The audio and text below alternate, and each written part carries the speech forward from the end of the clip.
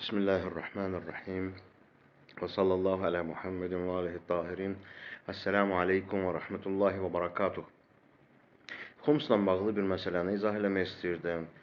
Nə məsələsidir? O məsələdir ki, bir insanın borcu var, ona xums vacibdirmi?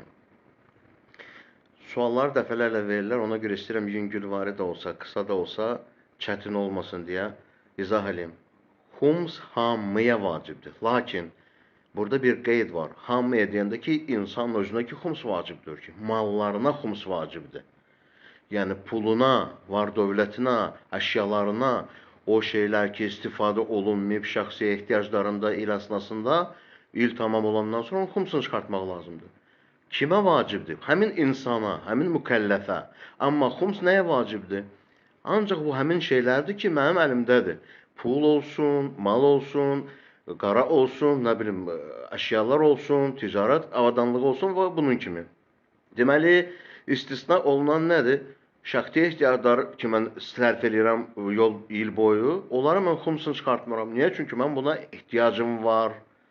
Mən buna ehtiyacım olduğu surətdə mən də ona öz şanıma uyğun almışam, onun xumsunu çıxartmıram. Yaxşı, indi gəldirik çatdıq məsələsinə, borc məsələsi. Borcda olan şəxsə xums vacibdir, yenə də həmin qayda buna da şamildir.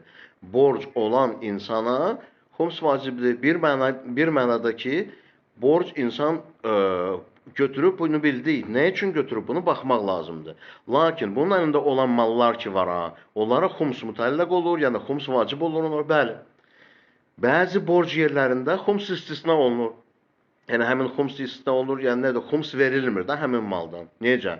Məsələn, mən bu il həkimə getmişəm, borc bulanmışam, 200 manat getmişəm həkimə, özümü müalicə eləmişəm. Həmin borcu elə ki verməmişəm. İndi gəldi çatdı mənim ilim. Fərqi yoxdur. Mənim xums günüm çatdı və yaxud da ki, mənim işim yoxdursa, mənim bir il tamam oldu. Mən indi baxıram, mənim ki, borcum var, məsələn, mənim bir borcum var 200 manat, həmin şəxsi ehtiyaclar üçün və həmin ildə bu baş verib. Mənim də əlimdə bu dəqiqə 200 manat pul var. 200 manatla fərqi yoxdur, ancaq pulu saymırıq, hamısını sayırıq. 200 manatlıq mal var əlimdə, istifadə olunmayan. İndi mənim ki, bu həmin ildə şəxsi ehtiyaclarımla ötəri olan borcum ki var, mən onu ki elə verməmişəm. Ona görə ki, mən ki fayda aparmamışam, mənim əlimdə 200 manatlıq mal var, lakin mənim 200 borcum var. 200 manat borcum var. Həmin o 200 manatı mən istisna edirəm. Yəni, xumsdan istisna edirəm. Niyə görə? Çünki bu il üçün, həmin il üçün, mənim şəxsi ehtiyaclarım üçün borcum olub. Yaxşı, ikinci misal. Mən borc götürmüşəm, bir şey almışam, telefon. Əgər mən bu telefonu həmin ildə istifadə edirəm və borcunu ələ verməmişəm, bəli, həmin hökm cari olur, eyni formada. Baxın, telefonu istifadə edirəm, lakin il tamam oldu, baxıram, görürəm ki, mən istifadə olunmayan mallarım 200 manatdır, 200 manat da borcum var, yenə də həmin onu istisna edirəm xumsdan, xumsunu vermirəm. Yaxşı, ikinci il gəldi. Həmin telefon elə durub istifadə edirəm şəxsi ehtiyaclarımda. Yenə də borcu elə ki verməmişəm. Yenə də həmin formada istisna edə bilərəm. Niyə görə? Çünki həmin telefonu mən bu ilin şəxsi ehtiyaclarımda istifadə edirəm. Yaxşı, amma mən bir dənə borcum var, mən götürmüşəm. Bu il həkimə getmişəm.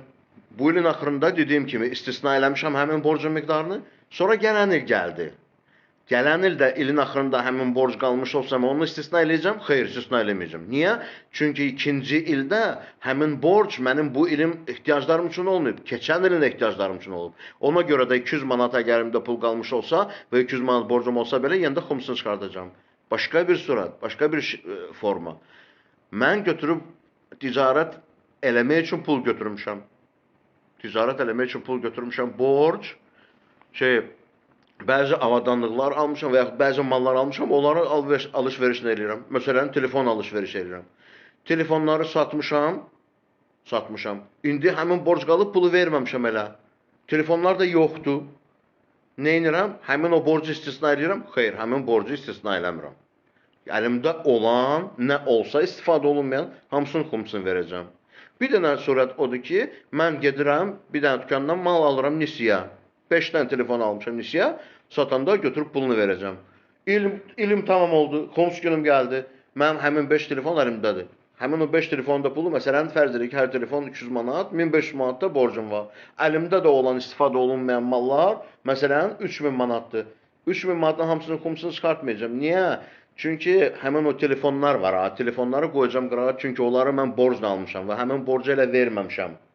Həmin telefonlardır, ha, borcla aldığım telefonlar. Ha, onların xumsunu verməyəcəm, amma qalan malım ki var, onların hamısının xumsunu verəcəm.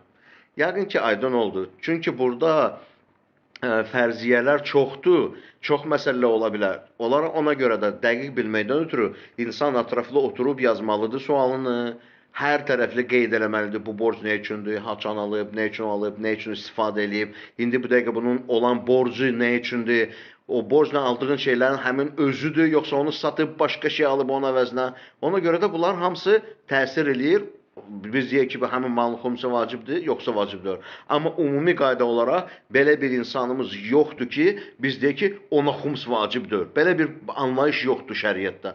Xums çünki mallara gəlir. Ona görə də hətta həddi buluğa çatmayan insan Seyyid Sistanın nəzərində onun mallarına xums vacibdir. Yəni təbiidir ki, biz artıq burada deməyəcəyik uşağa xums vacibdir. Bu məcazi mənadadır. Lakin həqiqi mənada uşağın mallarına xums vacibdir. Ona görə də onun vərisinə, atasına ya atasının atasına vacibdir ki, onun malından xums çıxartsın. Öz cibində yox ha, onun malına, uşağın malına xums çıxartsın. Birdən çıxartmasa, həddi buluğa çatandan sonra həmin uşaq xumsunu çıxardacaq. Təbiidir ki, öz təqlidinə əsasən. Yəqin ki, aydın olar. Elhamdülillah Rabbil Alemin.